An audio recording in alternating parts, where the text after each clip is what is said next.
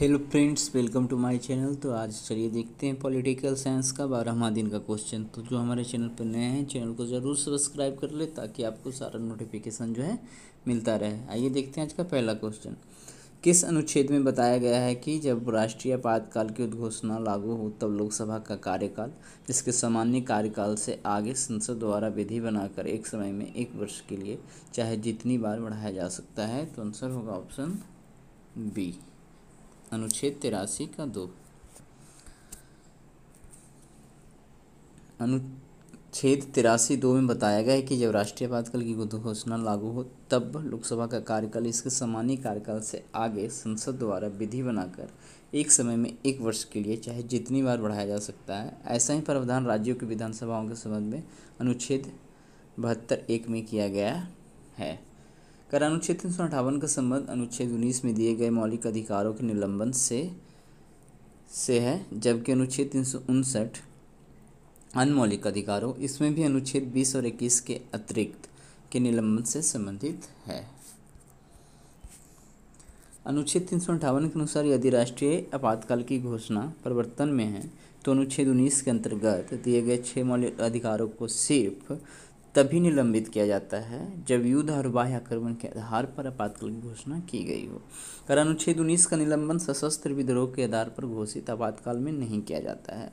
कर अनुच्छेद 359 के अंतर्गत राष्ट्रपति को यह अधिकार है कि वह आपात की उद्घोषणा के दौरान आदेश निकालकर घोषित कर सकता है कि भाग 3 में शामिल कौन से मूल्य अधिकारों यानी कि अनुच्छेद 20 और 21 द्वारा प्रदत्त मूल्य अधिकारों को छोड़कर यहाँ भी को न्यायालय से प्रवर्तित कराने का अधिकार निलंबित रहेगा। अब है आज का दूसरा क्वेश्चन। निम्नलिखित में कौन सा कथन राष्ट्रीय आपात के बारे में गलत है? तो यहाँ है पहला, अनुच्छेद 358 का संबंध अनुच्छेद 19 में प्रदान किए गए मूलाधिकारों से है, जबकि अनुच्छेद 359 का संबंध उन सभी मूलाधिकारों से है जिनका राष्ट्रपति के आदेश द्वारा निलंबन हो सकता है। फिर अनुच्छेद 358 के द्वारा अनुच्छेद 19 में दिए गए मूलाधिकार स्वतः निलंबित हो जाते हैं, जबकि अनुच्छेद 359 मूलाधिकारों का निलंबन स्वतः नहीं करता। कर अनुच्छेद 358 संपूर्ण देश में तथा अनुच्छेद 359 संपूर्ण देश अथवा देश किसी भाग विशेष में लागू हो सकता है। और डी कोई भी नहीं, तो ऑप्शन यहाँ पे डी सही होगा, क्योंकि कोई गलत नहीं है। कर अनुच्छेद 358 का संबंध अनुच्छेद 19 में प्रदान किए गए मूलाधिकारों से है, जबकि अनुच्छेद 359 का संबंध उन सभी मूलाधिकारों से है जिनका राष्ट्रपति के आदेश द्वारा निलंबन हो सकता है।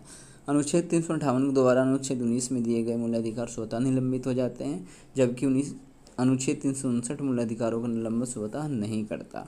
अनुच्छेद 358 द्वारा निलंबित होने वाला मूलाधिकार केवल युद्ध या बाह्य आक्रमण के आधार पर घोषित आपात में ही निलंबित होता है, जबकि अनुच्छेद 359 के द्वारा निलंबित होने वाला मूलाधिकार बाह्य तथा आंतरिक दोनों आधारों पर निलंबित हो सकता है। अनुच्छेद 358 अनुच्छेद 19 से संबंधित मूलाधिकारों को राष्ट्रपति आपातकाल की संपूर्ण अवधि के लिए निलंबित कर देता है, जबकि अनुच्छेद 359 द्वारा मूल अधिकारों का निलंबन राष्ट्रपति द्वारा निर्धारित की गई अवधि के लिए होता है। अनुच्छेद 358 संपूर्ण देश में तथा अनुच्छेद 359 संपूर्ण देश अथवा देश के किसी भाग विशेष में लागू हो सकता है। अनुच्छेद 358 द्वारा अनुच्छेद 19 का पूर्णतः निलंबन हो जाता है, जबकि अनुच्छेद 359 के अंतर्गत जारी आदेश से अनुच्छेद 20 और अनुच्छेद 21 द्वारा प्रदान किए गए मूल्य अधिकार का निलंबन नहीं होता है। आइए देखते हैं राष्ट्रपति शासन किस अनुच्छेद के तहत लगाया जाता है। तो ये तो सिंपल है कि आप 356 कहिएगा, ठीक है। चलिए आइए थोड़ा सा इसका देख लेते हैं। अनुच्छेद 356 आपात के अन्य प्रकारों से संबंधित है। अनुच्छेद 356 में आपात के इस प्रकार को राज्यों में संवैधानिक तंत्र की विफलता कहा गया है। इसके लिए आपात शब्द का प्रयोग नहीं किया गया है, ठीक है, ये ध्यान में रखना है। यह सामान्य रूप से राष्ट्रपति शासन के रूप में जाना जाता है। इसे राज्य आपात या संवैधानिक आपातकाल भी कहा जाता है। तो राष्ट्रपति शासन लगाए जाने का आधार क्या क्या है, ये देखेंगे। किस आधार पर राष्ट्रपति शासन लगाया जाता है? कर यदि कोई राज्य सरकार जानबूझकर संविधान के निर्देशों का उल्लंघन करे अथवा राज्य में ऐसी परिस्थितियां उत्पन्न हो जाए कि राज्य सरकार संविधान के अनुरूप शासन चलाने में असमर्थ हो जाए, तो अनुच्छेद 356 के प्रयोग का आधार बनता है। संविधान में से 2 आधार बताए गए हैं जिस आधार पे 356 को लागू किया जाता है किसी राज्य में। कर अनुच्छेद 356 के अनुसार यदि राष्ट्रपति को राज्यपाल के प्रतिवेदन द्वारा या अन्य किसी माध्यम से यह समाधान हो जाता है कि किसी राज्य की सरकार संवैधानिक प्रावधानों के अनुरूप नहीं चल रही है, तो राष्ट्रपति राज्य सरकार को भंग कर राष्ट्रपति शासन लागू कर सकता है। यानी मतलब ये है कि राज्यपाल ही एक प्रतिनिधि होता है केंद्र की तरफ से राज्य में, और वो बता दे कि उस राज्य में जो है शासन कानून के अनुसार नहीं चल रहा है, तो राष्ट्रपति वहाँ पे राष्ट्रपति शासन लागू करता है। ठीक है। कर अनुच्छेद 365 में कहा गया है कि यदि कोई राज्य केंद्र द्वारा दिए गए निर्देशों का पालन करने या उससे प्रभावी करने असफल रहता है, तो राष्ट्रपति के लिए यह मानना विधि संगत होगा कि ऐसी स्थिति उत्पन्न हो गई है जिसमें उस राज्य का शासन इस संविधान के उपबंधों के अनुसार नहीं चलाया जा सकता है, और इस स्थिति में फिर वहाँ राष्ट्रपति शासन बन जाता है। आगे देखते हैं।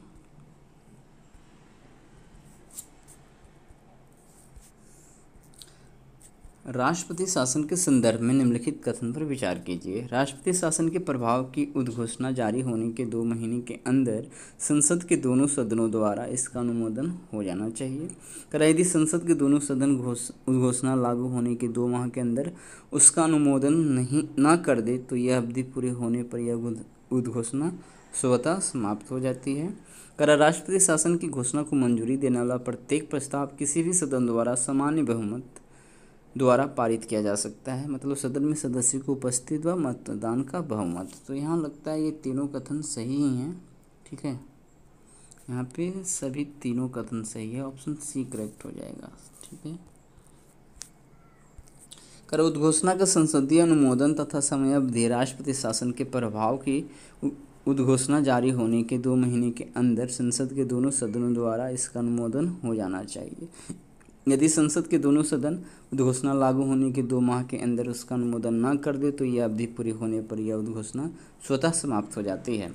राष्ट्रपति शासन की घोषणा को मंजूरी देने वाला प्रत्येक प्रस्ताव किसी भी सदन द्वारा सामान्य बहुमत द्वारा पारित किया जा सकता है। कर यदि राष्ट्रपति शासन की उद्घोषणा लोकसभा के विघटित होने के समय जारी होती है या लोकसभा 2 माह के भीतर घोषणा पत्र को स्वीकृत किए बिना विघटित हो जाती है, तब घोषणा पत्र लोकसभा की प्रथम बैठक के 30 दिन तक बना रहता है, परंतु इसको राज्यसभा ने इसे निश्चित समय में स्वीकृत कर दिया हो। कर दोनों सदनों से अनुमोदन होने के बाद यह उद्घोषणा 6 माह की अवधि के लिए वैध होगी। इससे अधिकतम 3 वर्ष की अवधि के लिए संसद की प्रत्येक 6 माह की स्वीकृति से बढ़ाया जा सकता है। ठीक है। कर यदि इस दौरान लोकसभा का विघटन हो जाता है, तो यह अवधि केवल राज्यसभा के अनुमोदन से बढ़ाई जाएगी, किंतु लोकसभा को अपने पुनर्गठन के बाद प्रथम बैठक के 30 दिनों के भीतर उसका अनुमोदन करना होगा, नहीं तो वह उद्घोषणा क्या होता है, स्वतः निष्क्रिय हो जाएगी। करा 44वें संविधान संशोधन 1978 द्वारा, तो इसमें हमने कुछ छोड़ा क्या? अच्छा ठीक है। 44वें संविधान संशोधन 1978 द्वारा अनुच्छेद 356(5) में जोड़ा गया है, जिसके अनुसार 1 वर्ष तक उद्घोषणा को उपयुक्त विधि से बढ़ाया जा सकता है, किंतु यदि उसे 1 वर्ष की अवधि के बाद भी बढ़ाना है तो उसके लिए 2 अन्य शर्तें पूरी होना आवश्यक है।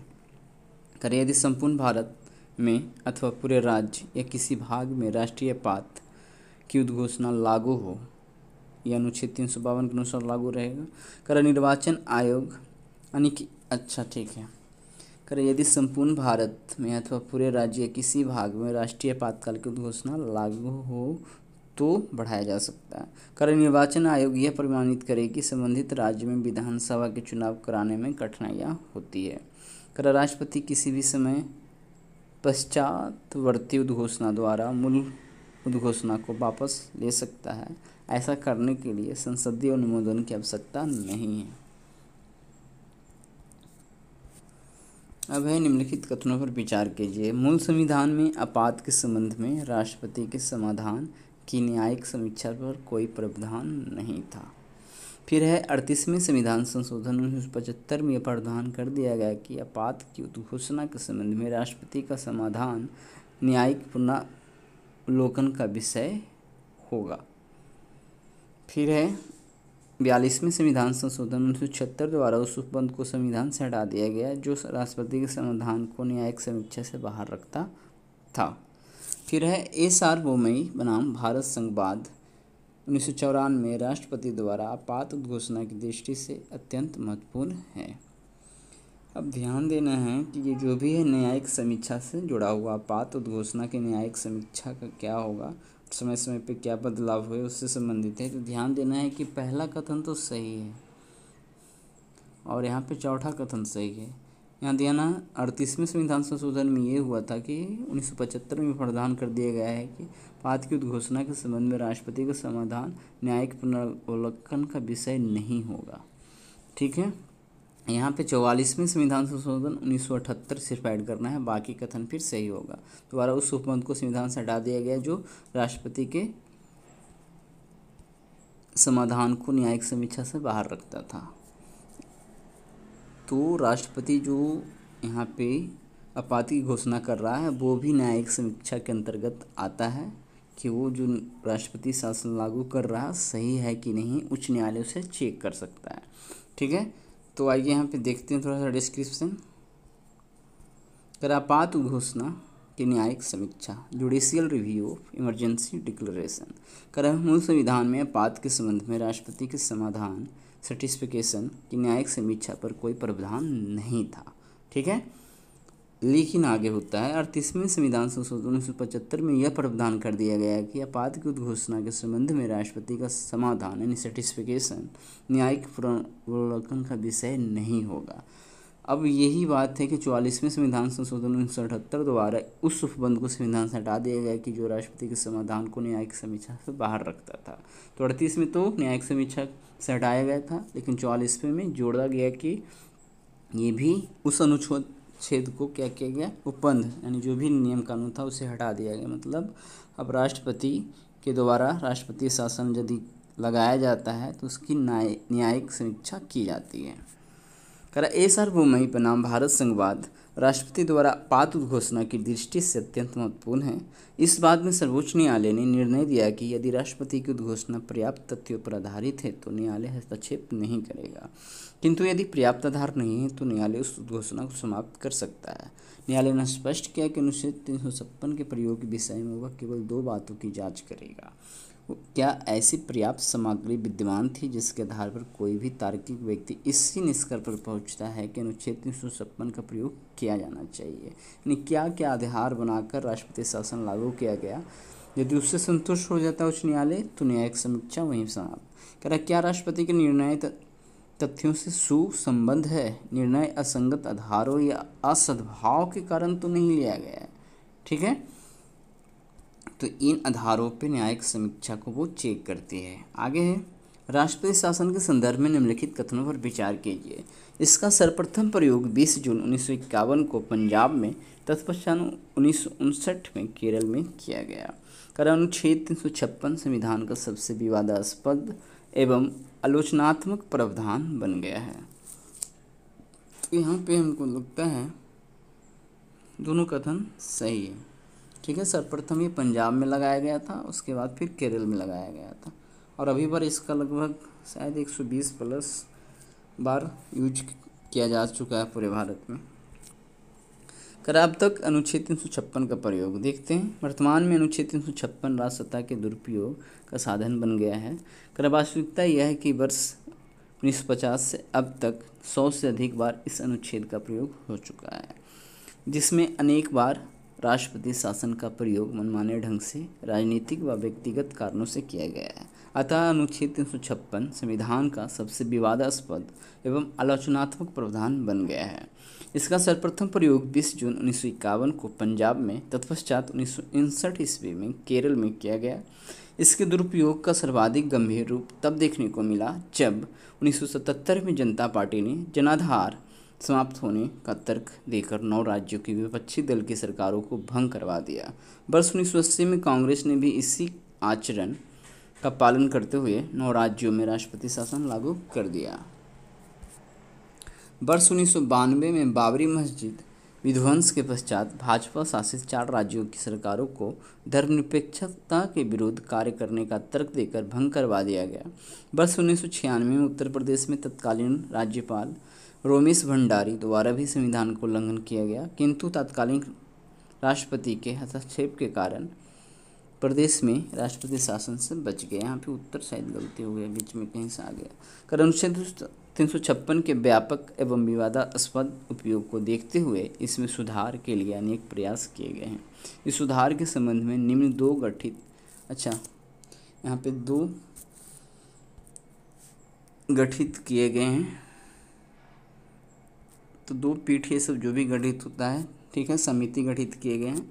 अब राजमनार समिति के बारे में देखते हैं। कर इस समिति ने अनुच्छेद 356 तथा अनुच्छेद 357 को समाप्त करने का सुझाव दिया तथा कहा कि यदि इसे समाप्त नहीं किया जाए तो अनुच्छेद 356 में यह प्रावधान जोड़ा जाए कि राज्यपाल राष्ट्रपति की उद्घोषणा से पूर्व राज्य विधानसभा के विचार जानने हेतु एक दल भेजे जो यथास्थिति से राष्ट्रपति को अवगत करा सके। ठीक है, तो यहाँ पे पॉइंट है कि राज्यपाल तो कह दिया कि ठीक है, राज्य में संवैधानिक रूप से राजपाट चल रहा है कि नहीं, लेकिन इतना पर ही राष्ट्रपति शासन नहीं लगाया जा सकता है कि राज्यपाल कह रहा है कि हाँ वहाँ पे राष्ट्रपति शासन जो है नियम मतलब राज्य का जो नियम कानून के अनुसार नहीं चल रहा है और राष्ट्रपति इसको मानकर। अब यहाँ क्या है कि जिस राज्य में राष्ट्रपति शासन लगाया जाएगा वहाँ पे केंद्र से राष्ट्रपति की तरफ से, ठीक है, कुछ दल भेजे जाते हैं और वो यथास्थिति को चेक करते हैं कि आखिर वास्तविकता क्या है।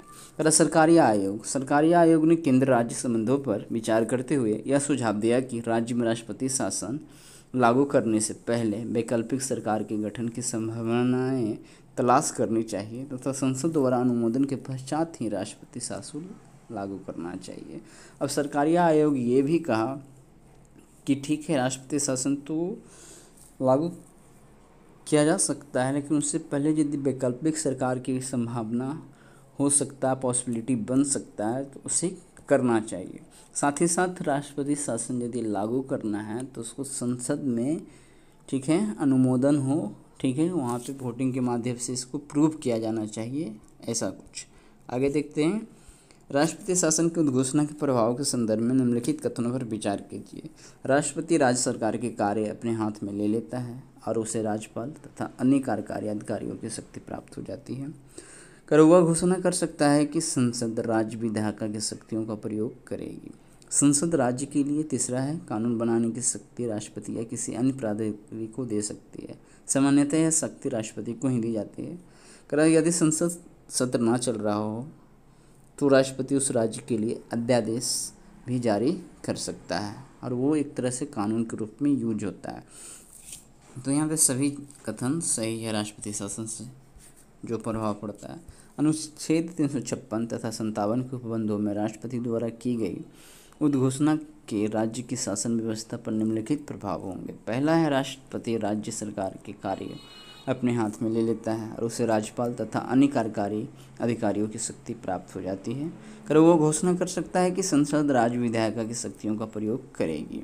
वह राज्य के किसी निकाय या प्राधिकारी से संबंधित संविधान के उन उपबंधों के परिवर्तन को पूर्णतः या आंशिक रूप से निलंबित कर सकता है जो उद्घोषणा के उद्देश्यों को प्रभावी बनाने के लिए राष्ट्रपति को आवश्यक प्रतीत हो। करा है चौथा, संसद राज्य के लिए कानून बनाने की शक्ति राष्ट्रपति या किसी अन्य प्राधिकारी को दे सकती है। सामान्यतः यह शक्ति राष्ट्रपति को दी जाती है।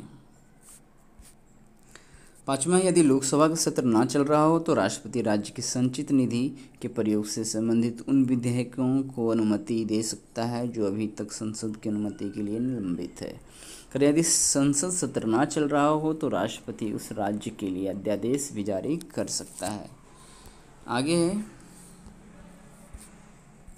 भारत में अभी तक कितने बार वित्तीय आपात लगा है? 1 बार, 2 बार, 3 बार, 1 बार भी नहीं। तो ध्यान देना है कि अभी तक 1 बार भी वित्तीय आपात नहीं लगा है। वित्तीय आपात तो अनुच्छेद 360 के अंतर्गत आपात के तीसरे प्रकार की चर्चा की गई है। ठीक है। अनुच्छेद 360 राष्ट्रपति को वित्तीय आपत्ति की उद्घोषणा करने की शक्ति प्रदान करता है। भारत में अभी तक एक बार भी वित्तीय आपत्ति का प्रयोग नहीं हुआ है। अब उद्घोषणा का अधिकार आधार क्या है, वित्तीय आपातकाल आखिर किस प्रकार से लगाया जाता है।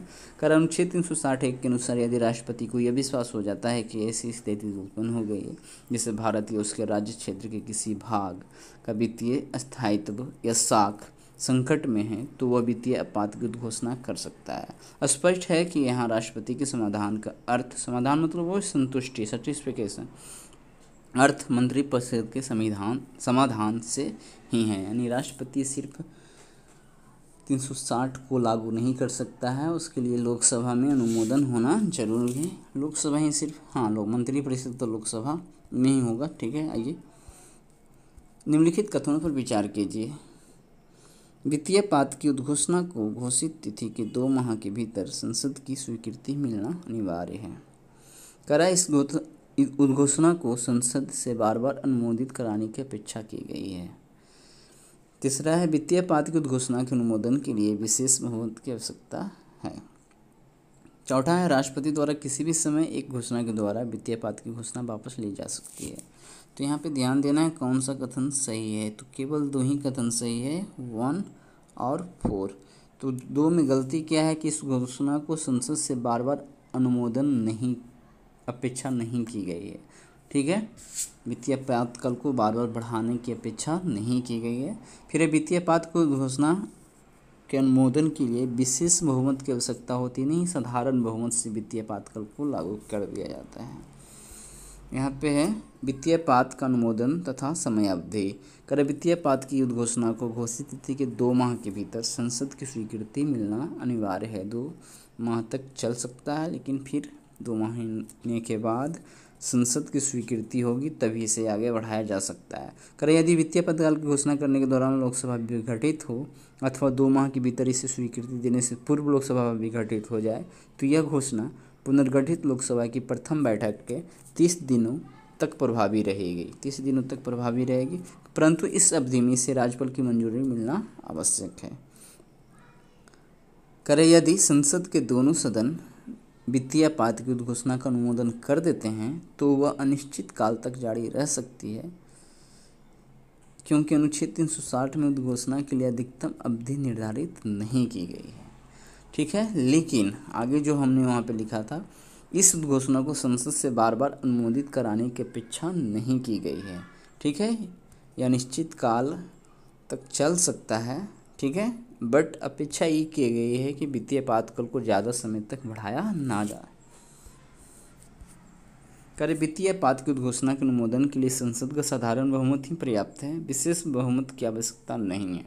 कर राष्ट्रपति द्वारा किसी भी समय एक घोषणा के द्वारा वित्तीय आपात की घोषणा वापस ली जा सकती है। कर वित्तीय आपात के प्रभाव के संदर्भ में विचार करें। केंद्र सरकार को अधिकार मिल जाता है कि वह किसी राज्य को वित्तीय औचित्य संबंधी सिद्धांतों का पालन करने के लिए निर्देश दे सकता है।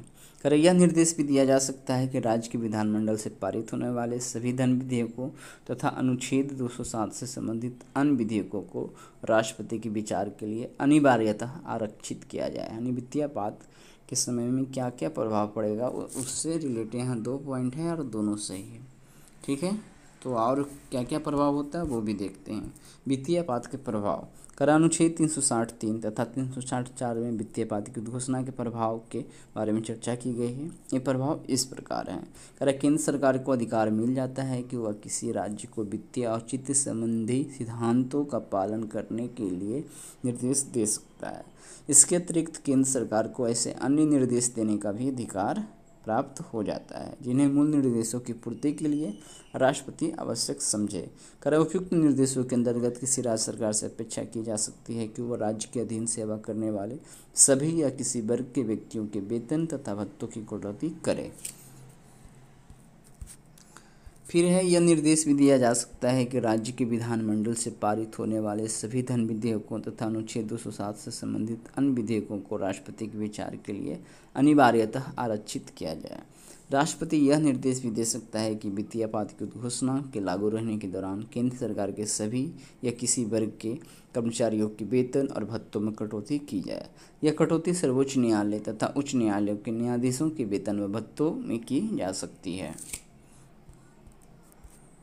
तो आज हमने 10 क्वेश्चन देख लिया और आपात उपबंध आज समाप्त हो गया। तो अगले बार जब हम पॉलिटिकल साइंस क्वेश्चन लेके उपस्थित रहेंगे तो किसी और विभाग से होगा, ठीक है। तो आज भर के लिए इतना ही। इस प्रकार से हमारे चैनल को देखते रहें, वीडियो को